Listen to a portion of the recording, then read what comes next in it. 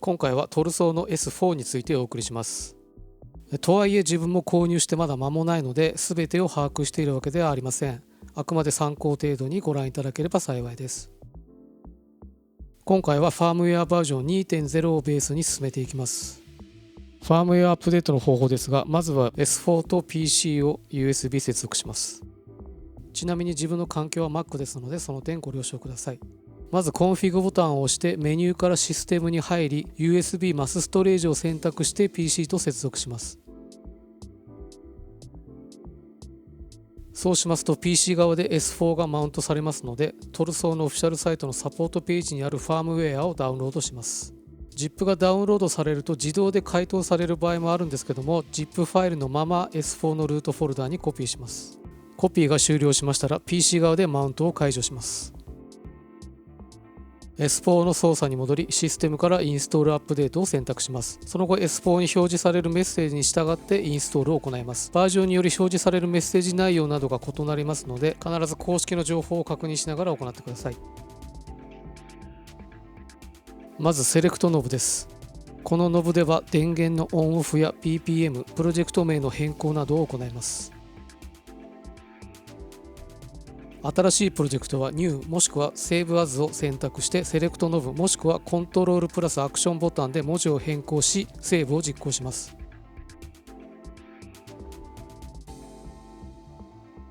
メインレベルは文字通りメインの音量になります。基本的には 0dB のままで大丈夫です。インプットは IN1、IN2、モノラルもしくはステレオ接続、内蔵マイク、IN1 と内蔵マイク、そしてヘッドセットとなっています。なお S4 への音声入力ですが、マイクやシンセサイザー、ギターなどを使う機材によってマイクプリアンプやミキサーを使用して適正レベルにした上で音声を送る方法をお勧めします。その他マイクゲイン、トラックインプットの切り替え、レコード時のモニタリング設定などがあります。ちなみに PC と USB 接続して S4 をオーディオインターフェースとして使用することができます。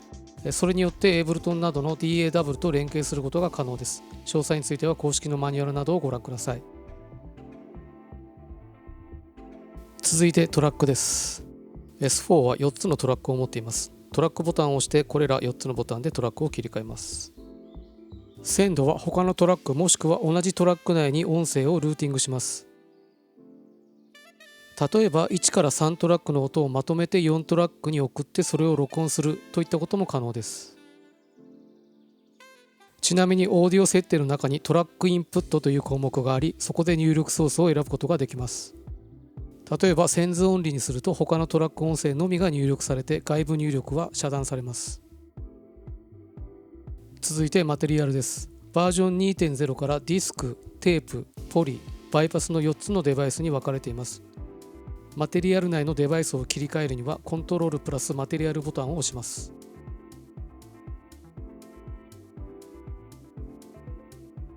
ディスクはサンプルをストリーミングするデバイスです。内部もしくは外部ストレージ内にあるサウンドファイルを読み込んで使用します。音声フォーマットは16ビット 48kHz の WAV が推奨されています。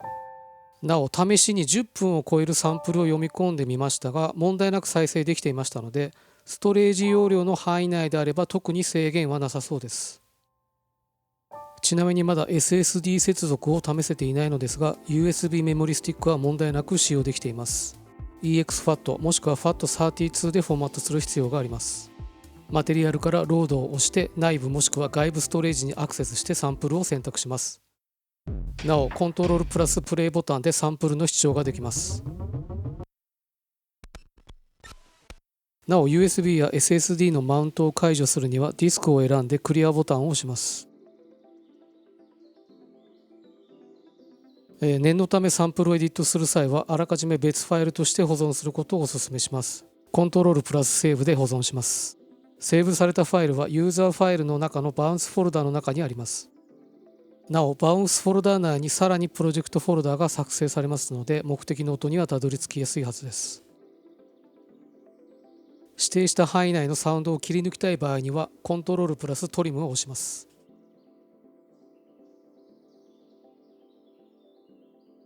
コントロールプラスループでループのオンオフを行います。ロードしたサウンドや録音したサウンドを削除するにはクリアプラスバッファーを押します。ディスクモードで録音するにはまずコントロールプラスモニターで音声入力を確認します。そしてレコードボタンを押してからプレイボタンを押します。BPM に合わせる必要がある場合にはプレイボタンの点滅が BPM とリンクしていますのでそれを手がかりにします。なお録音時間についてはローカルストレージの容量の範囲内であれば制約はなさそうです。これについては追って検証していきます。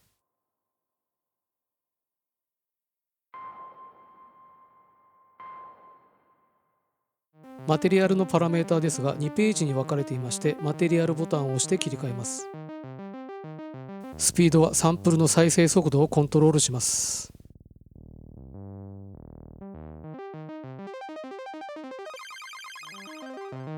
テンポはサンプルの BPM をマスターテンポに同期させます。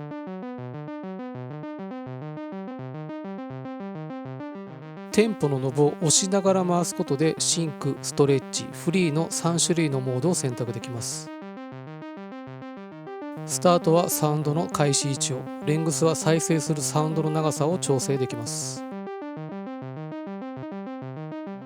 なおスタートとレングスはノブを押しながら回すことでクオンタイズ値を変更できますのでより細かなループ設定が可能です。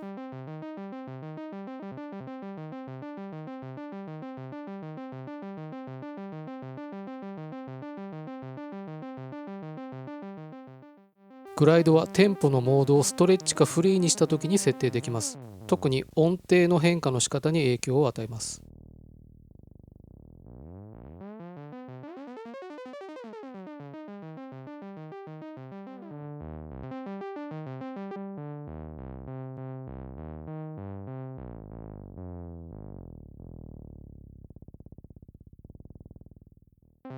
レベルはロードしたサウンドファイルや録音したサウンドの音量を調整します。SOS サウンドオーサウンドは録音済みもしくはロードしたサウンドにオーバーダビングすることができます。ここでは元のトラックの音量を設定します。例えば SOS ノブを左に回し切ると新たな外部入力の音声だけが録音されます。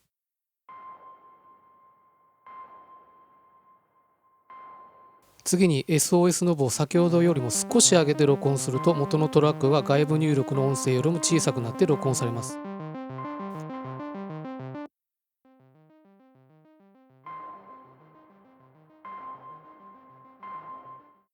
このように SOS は元のトラックの音量レベルのみを調整し新たな録音とのバランスを設定できます。続いてデンシティですがこれはテンポがストレッチもしくはフリーモードの時に機能します。音をグラニュラー的に変化させます。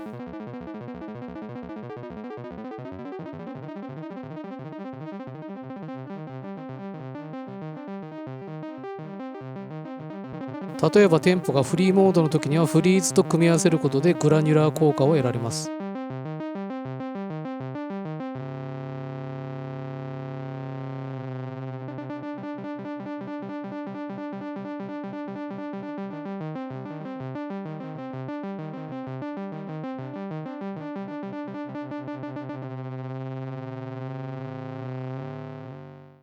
リバースはその名の通りサウンドを逆再生させます。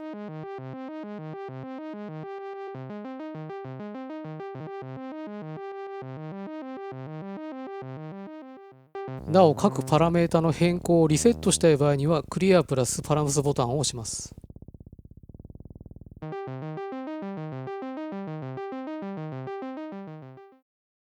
続いてテープです。テープはディスクとは違い30秒のバッファーの中でロードや録音を行います。例えば長いサウンドファイルをテープにロードしたとしても冒頭の30秒のみが読み込まれます。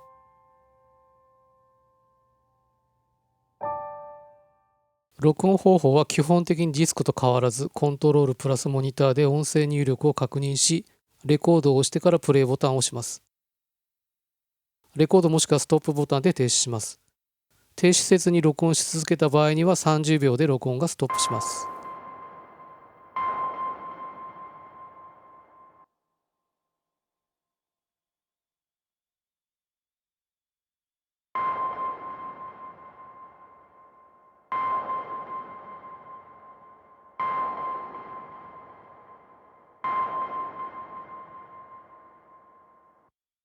ローテイトはサウンドの再生位置を調整し、レングスでサウンドの長さを調整します。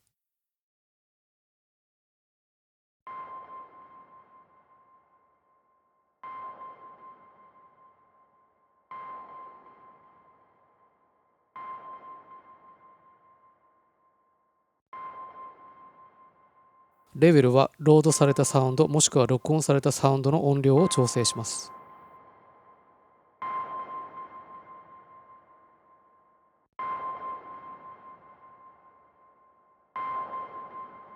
リバースは逆再生、リワインドは強制的にサウンドファイルをスタート位置に戻します。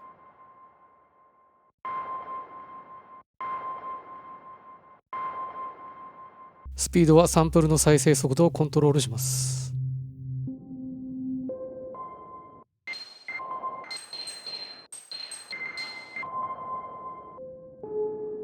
なおスピードはノブを押しながら回すことでスケールを選択することができます。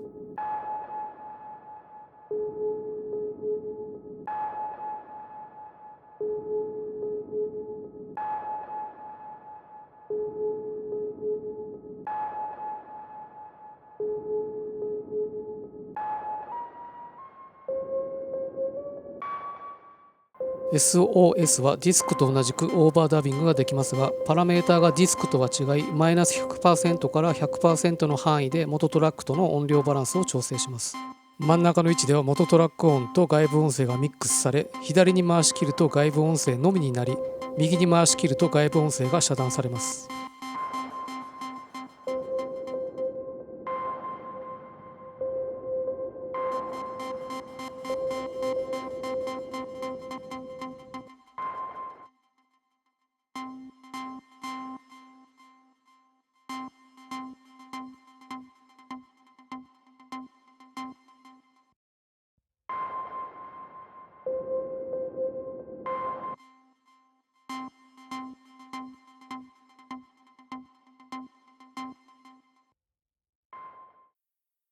続いてポリです。MIDI キーボードなどを接続すると8音ポリのサンプラー、シンセサイザーとして機能します。ポリでは録音の機能はなく、ロードしたサウンドを元にエディットしていきます。なお、キーボードを接続しなくてもトリガーボタンを押すことで簡易的な演奏が可能です。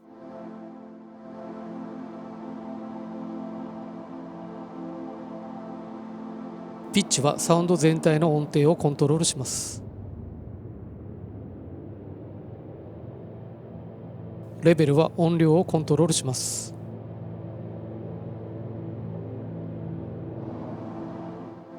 再生のモードは3種類から選ぶことができます。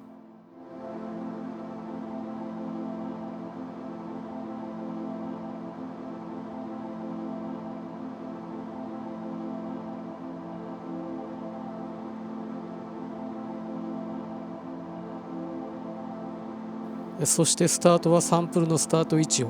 レングスはサンプルの長さを調整でき、ループではループする範囲を変更できます。X フェードはループのフェードを調整します。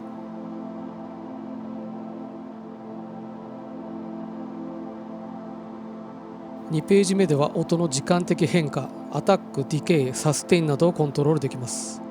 カーブではエンベロープ全体のカーブをコントロールできます。ベロシティは MIDI キーボードなどでトリガーされた時のベロシティの量をコントロールします。フィルターマウントではエンベロープのフィルターモジュレーションの量を調整し、フィルターシェイプはフィルターエンベロープをモーフィングします。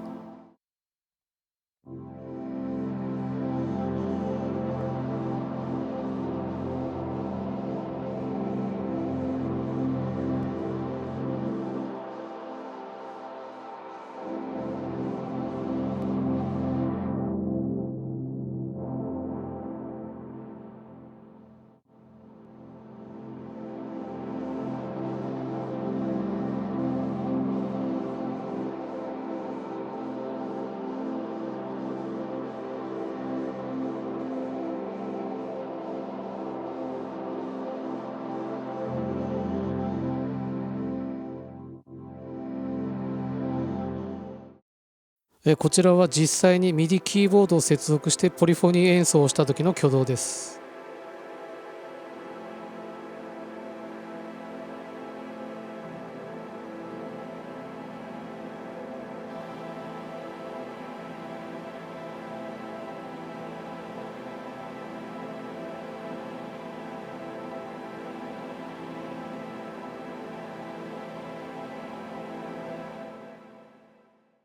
続いてバイパスです。こちらはその名の通りデバイスをバイパスします。続いてグラニュラーです。グレインと呼ばれる音を細かい粒に分解して再合成することができます。ピッチはグレインの音程をコントロールします。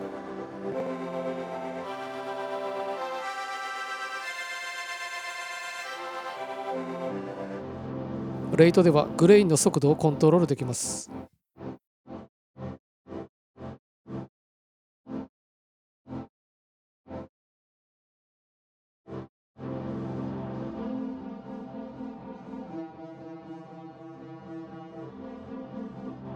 サイズはそれぞれのグレインのサイズをコントロールします。マスターテンポに同期した拍の単位で調整します。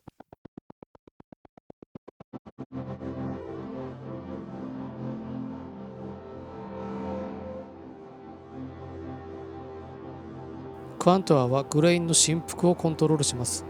真ん中のポジションではエンベロープは滑らかな正弦曲線を描きます。マイナス方向では下降ランプ状に、プラス方向では上昇ランプ状に変化します。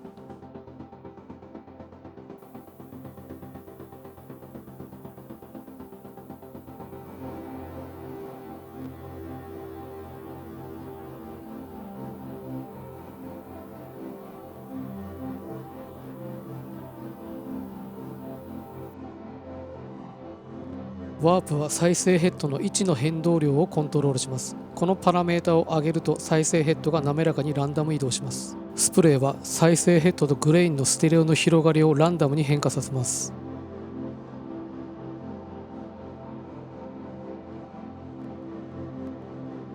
パターンはピッチのパラメータをランダムに変化させます。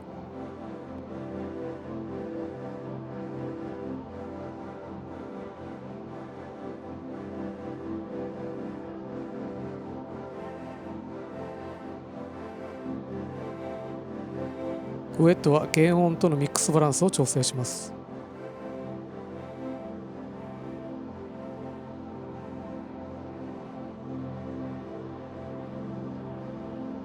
そして2ページ目のディチューンはグレインの音程をさらに細かく変化させます。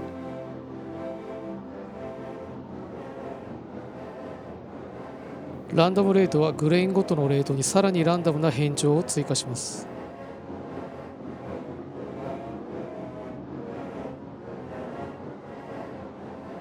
ランダムサイズはグレインのサイズにランダムな変調を追加します。SOS は4秒のバッファに録音されるオーディオの音量をコントロールします。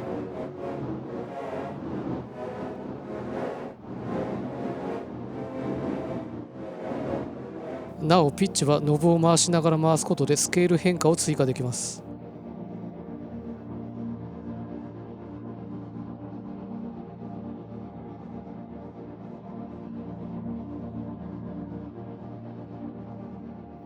そしてレートはノブを押しながら回すことでフリー、ストレート、トリプレット、ドット4種類の音階に変更できます。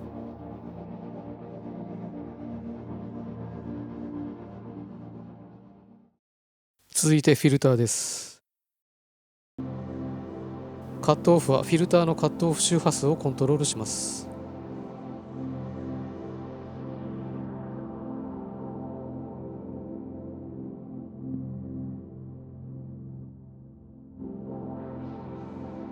レゾナンスはカットオフ周波数周辺の帯域を強調します。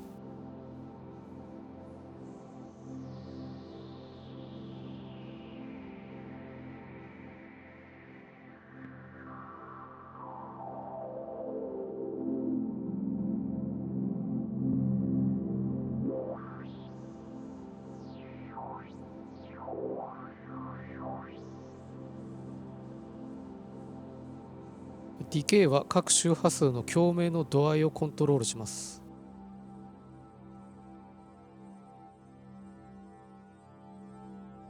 ノブを押しながら回すことでサステインとチョークの2種類のモードを選択できます。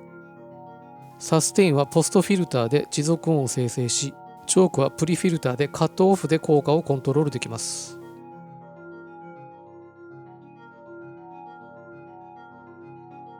ピッチはフィルター全体のピッチを半音単位で調整します。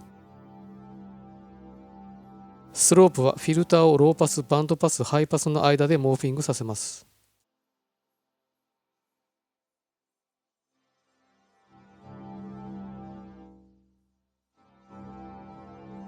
トーンはプラス方向では高周波を増幅させ、マイナス方向では低周波を増幅させます。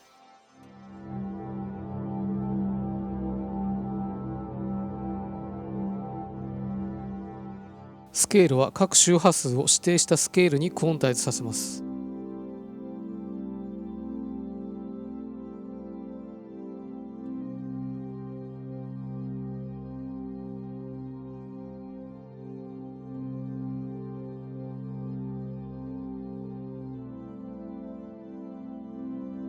2ページ目のウェーブスは各周波数を制限波のパターンに変化させます。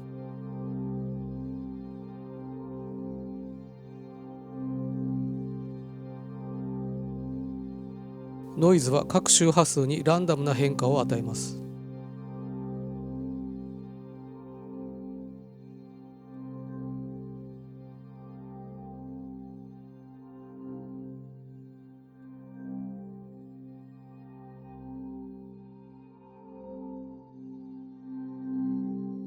チルトはディケイを適用した際の共鳴帯域のレスポンスを調整します。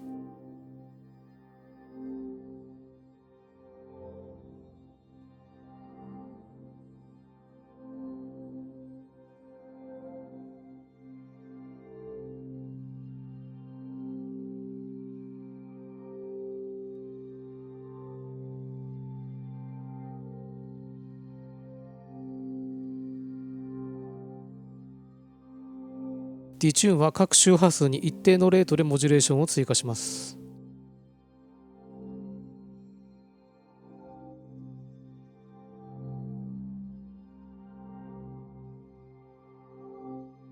ウェーブス R はモジュレーションのレートをコントロールします。ノブを押しながら回すことでフリー、ストレート、トリプレット、ドットの4種類の音階に変更できます。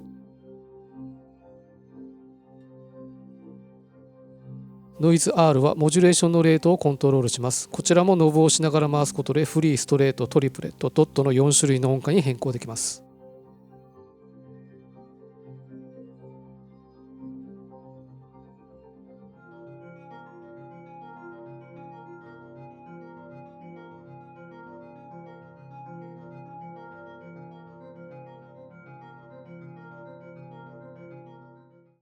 続いてカラーです。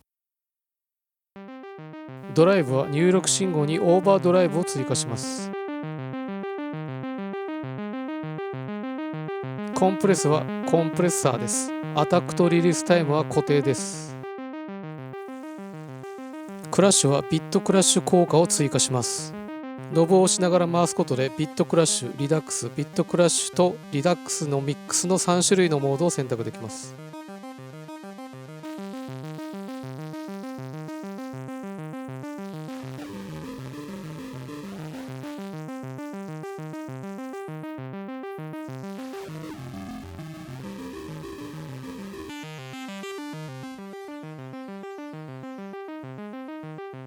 チルトは広域と低域のバランスをコントロールします。ノブを押しながら回すことでロー、ミッド、ハイ3つのモードに切り替えることができます。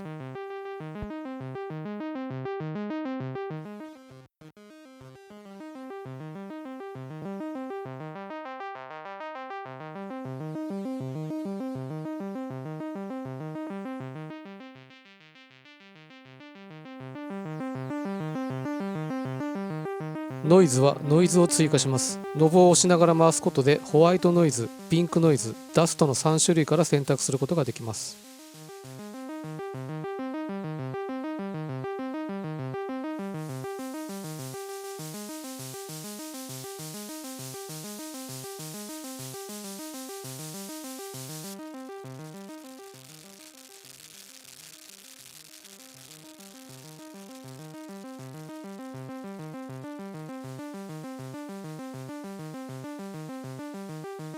ノイズディケイはノイズの減衰時間をコントロールします。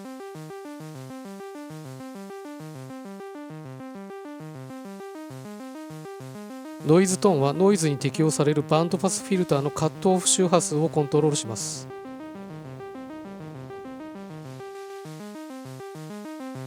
ウェットは原音とのミックスバランスを調整します。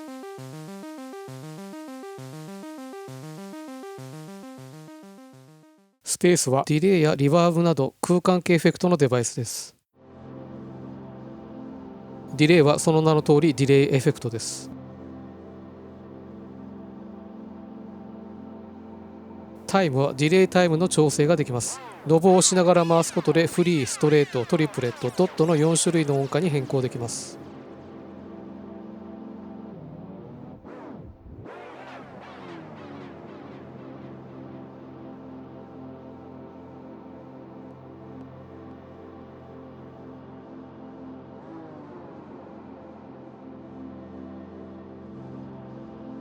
リバーブはリバーブエフェクトです。サイズでルームの大きさをコントロールします。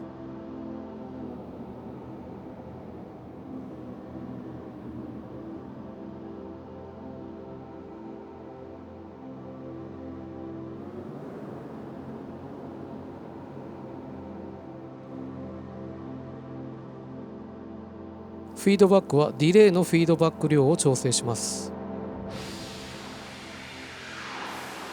スプレッドはディレイエフェクトにモジュレーションを追加します。ノブを押しながら回すことでフェーズシフト、ピンポン、ディフュージョンの3種類から選択することができます。トーンはローパスまたはハイパスフィルターをかけることができます。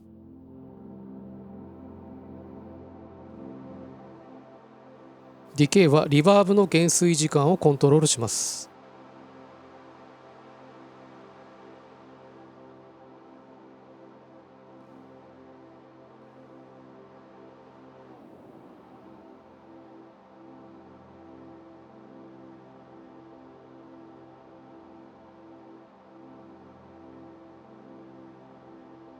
フリーズはディレイとリバーブエフェクトをフリーズさせます。モジュレーションはあらゆるパラメータにモジュレーション効果を加えることができます。モジュレーションボタンを押しながらパラメータを動かすことで簡単に設定できます。なお、ノブを左右に回すだけでなく、押しながら回すことでプラスマイナス双方向にモジュレーションをかけることができます。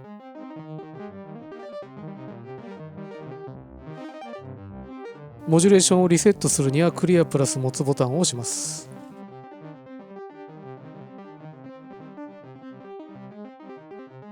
なお、モジュレーションはウェーブ、ランダム、フォロー、ADSR という4つのソースを持っています。モジュレーションのウェーブソースを切り替えるには、モジュレーションボタンを短くタップしてからセレクトボタンで選択します。ウェーブは LFO やループエンベロープなど高度で複雑なモジュレーションが可能です。レイトはモジュレーションのサイクルをコントロールします。ノブを押しながら回すことでフリー、ストレート、トリプレット、ドットから選択することができます。アマウントはモジュレーションの深さを、フェーズはモジュレーションの位相を調整します。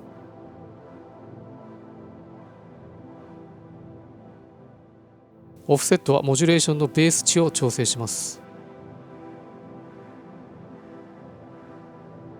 スキューはモジュレーションのエンベロープをさまざまな形に変化させます。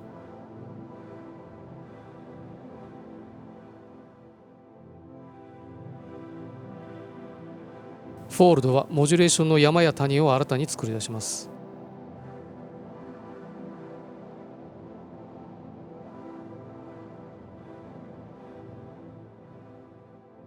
カーブはモジュレーターのカーブの形を変更できます。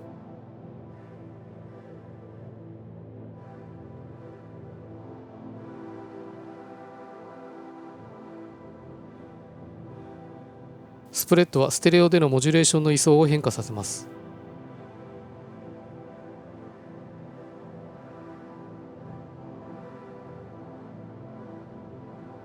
なお、アクションボタンで波形の種類をサイン、トライアングル、スクエアの3種類に切り替えることができます。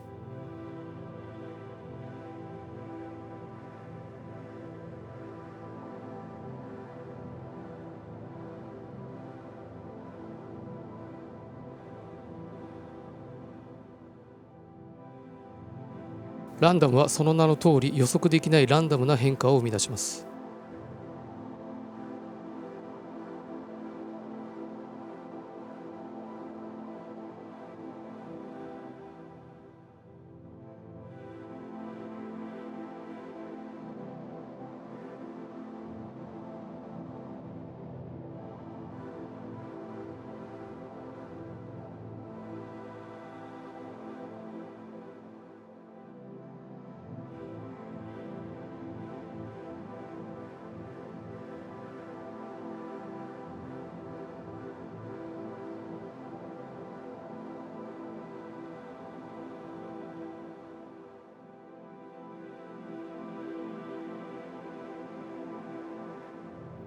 フォローは入力された音声に反応し、ダッキング、ポンピング、フィルターなど音をダイナミックに変化させます。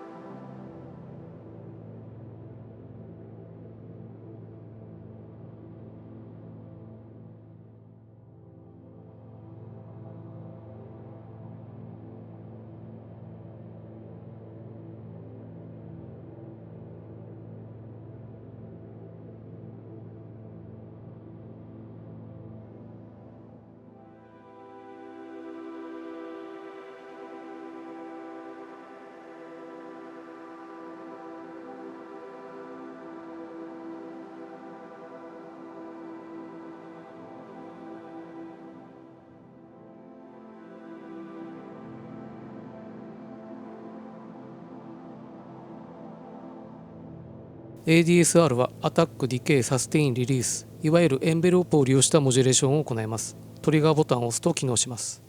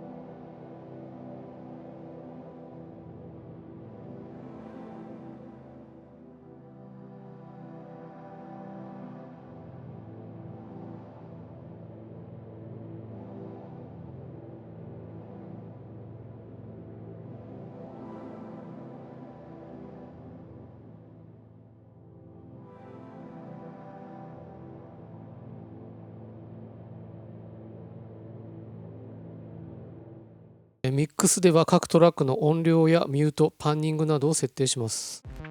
各トラックボタンを押すとサンプルを停止することができ、コントロールをしながらトラックボタンを押すとミュートできます。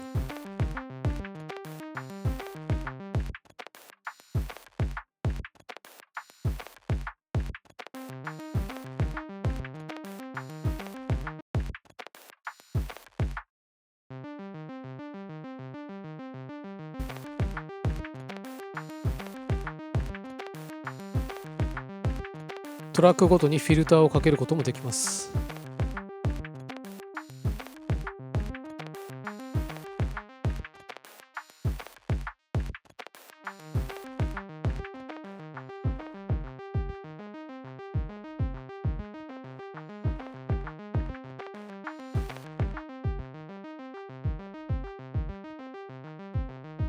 パンニングはマイナス100から 100% の範囲で設定できます。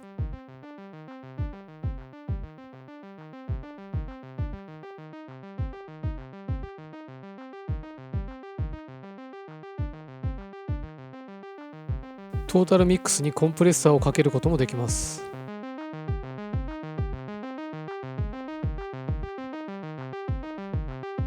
メインではミックスのメイン音量を調整できます。パフォームはいわゆるマクロコントロールで複数のパラメータ変化を同時に管理・コントロールすることができます。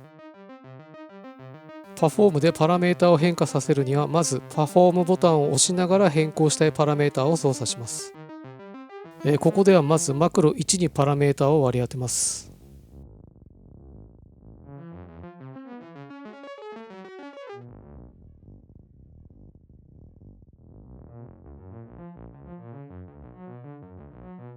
マクロ2に切り替えるにはコントロールプラスパフォームボタンを押したまま該当するノブを押し込みます。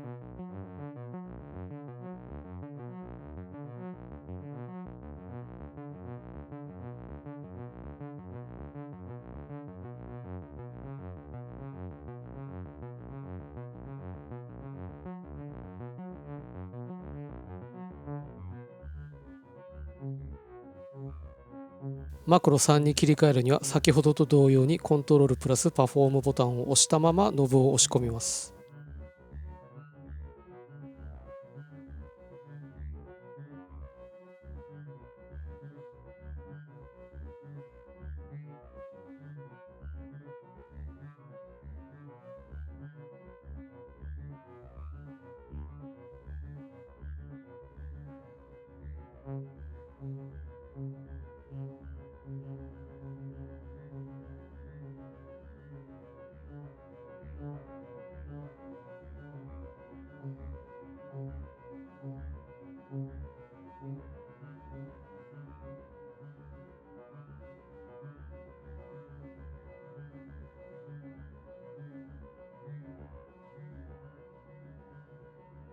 以上のように最大8つのマクロにパラメータ変化を割り振って1つのインターフェースでコントロールすることができます。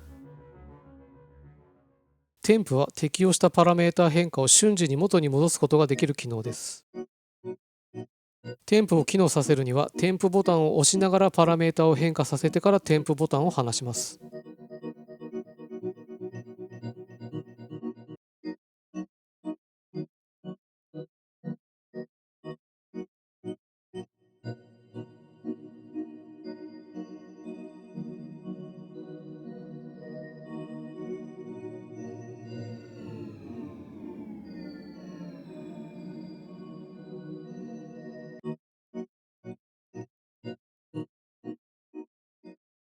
シーンは最大128個のシーンを作成することができ、シーンごとに別のサンプルやパラメータ設定を読み込めますので、特にソング作成やライブ演奏時に役に立つ機能となっています。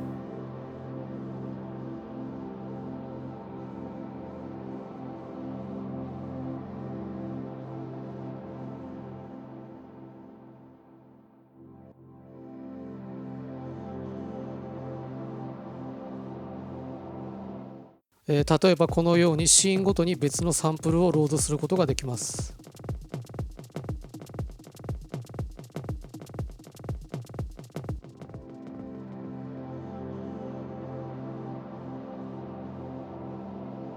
ちなみにシーンは組んだ順番通りに呼び出すこともできれば、シーンをランダムに切り替えることもできます。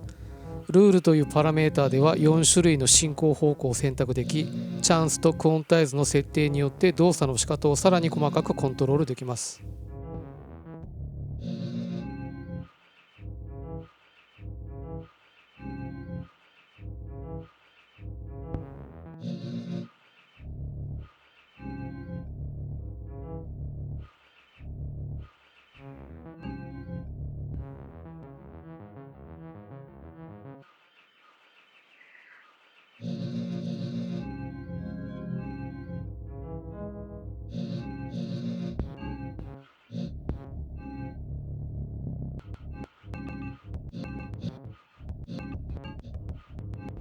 なおクオンタイズはノブを押しながら回すことでパラメータを変更できます。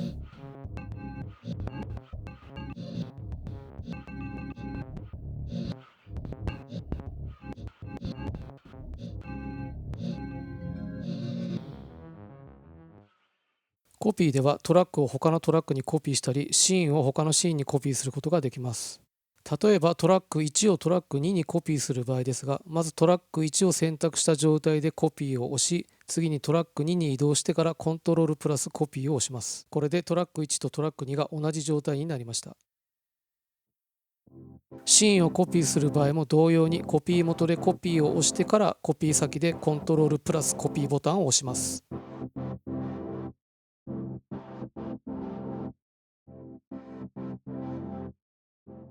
最後にこれまで録音もしくはサウンドファイルベースを前提にお話をしてきましたが、 S4 の優れた点の一つはオーディオプロセッサーとしても機能することです。つまり録音しなくても外部入力そのものに対してリアルタイムにこれらのエフェクトをかけることができます。以上、長い動画となってしまいましたが、ご覧いただきありがとうございました。また次の動画でお会いしましょう。